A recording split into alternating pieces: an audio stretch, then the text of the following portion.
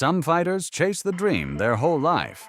Alex Pereira didn't even start until he was 21, a kid from a São Paulo favela, drinking a liter of alcohol a day, working in a tire shop where they paid him in cachaça instead of money.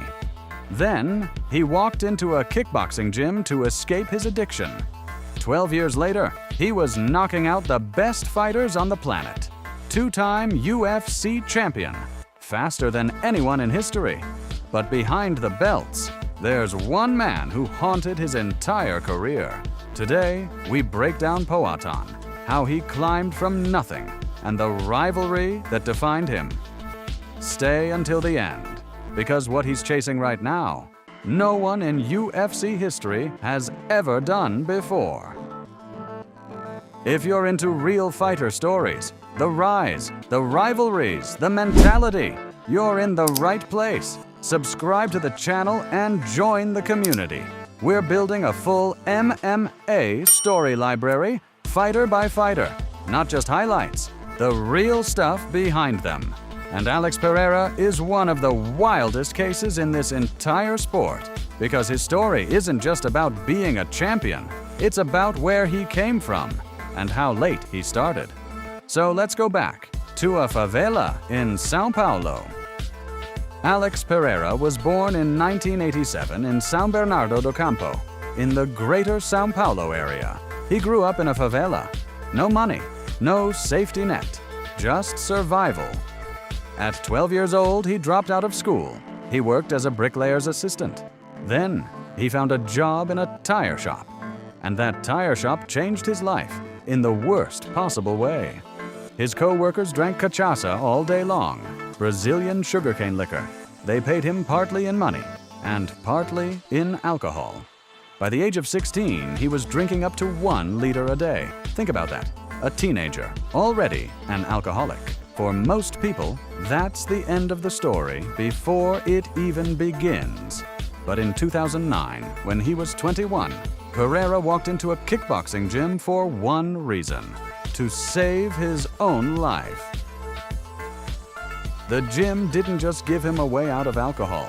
It revealed something nobody expected. This kid had a left hook that could end fights instantly. His coach gave him a new name: Poatan, hands of stone in the language of his indigenous ancestors. Pereira fought through the Brazilian kickboxing scene, climbing to glory, the biggest kickboxing promotion in the world. In 2017, he won the Glory middleweight title. Then in 2019, he did something nobody had ever done. He won the Glory light heavyweight title, while still holding the middleweight belt. 2 divisions, 2 crowns, at the same time. But before any of that, there was one fighter who would haunt his entire career. A skinny kickboxer from New Zealand, Israel Adesanya. Their first fight was in 2016, Glory of Heroes 1 in China. Adesanya was already one of the best kickboxers in the world. Pereira was still a nobody. Most people expected a one-sided fight. What they got was a war. 3 rounds, both men marked up. And at the end, Pereira got the decision. A close one. Adesanya didn't agree with it, but the win was on the record. 1 year later, March 2017, they ran it back. This time in São Paulo, in front of Pereira's home crowd, and this time, no debate. Round 3, left hook, clean. Adesanya went down hard. It was the only knockout loss of Adesanya's combat sports career at that point.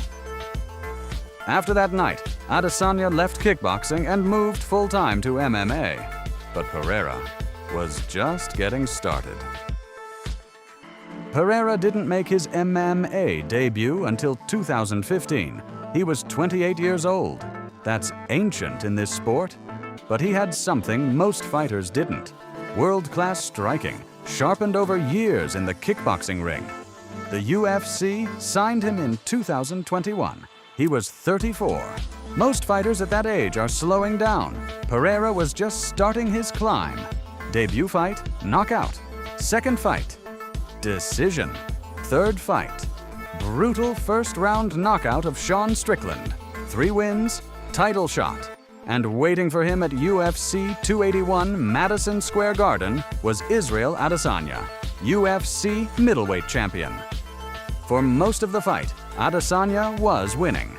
He picked Pereira apart on the feet. Then, round 5, Pereira hurt him on the cage. The referee stepped in. UFC champion in just 4 UFC fights. What makes Pereira so dangerous is not how often he punches. It's the one punch you don't see coming. His system is simple on the surface. Walk forward, cut the cage, wait. He doesn't chase wild exchanges. He uses calf kicks to slow opponents down, stiff jabs to measure distance, and he waits for that one moment when his opponent overcommits. Then comes the left hook, the same one that ended Adesanya in kickboxing. It's not the first punch that finishes you, it's the counter. What surprised everyone was his takedown defense, a pure striker, and somehow hard to take down. But there's a weakness. He can be out-wrestled by smart, patient grapplers, and one fight in 2025 proved it. After losing the rematch to Adesanya in 2023, Pereira did something most champions never do.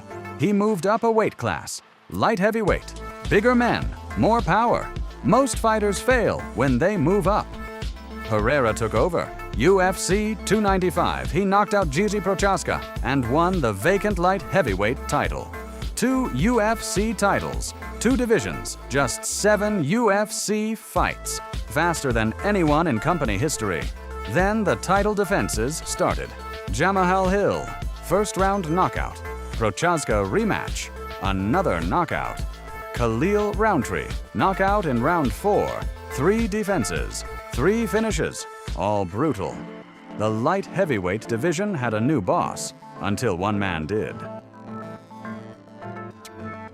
March 2025, UFC 13, Magomed Ankalaev, a Russian wrestler with one of the longest unbeaten streaks in the division. For 5 rounds, Ankalaev did what nobody had done before.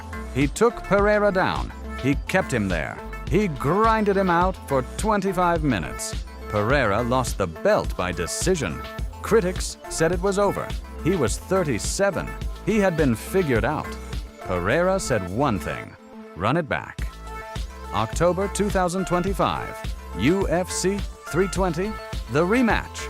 This time Pereira came forward early. He landed clean. And in the first round, Ankalaev was finished. TKO. The belt was back. But then, Pereira did something nobody saw coming. In February 2026, he vacated the light heavyweight title. Why? Because he wants to do something no fighter in UFC history has ever done: become a 3-division champion.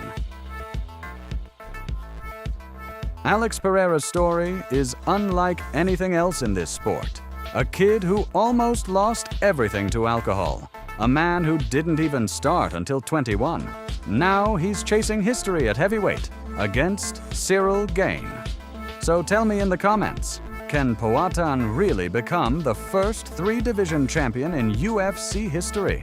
Or is heavyweight one step too far? Subscribe so you don't miss the next fighter story, because the next one built an empire from a wheelchair.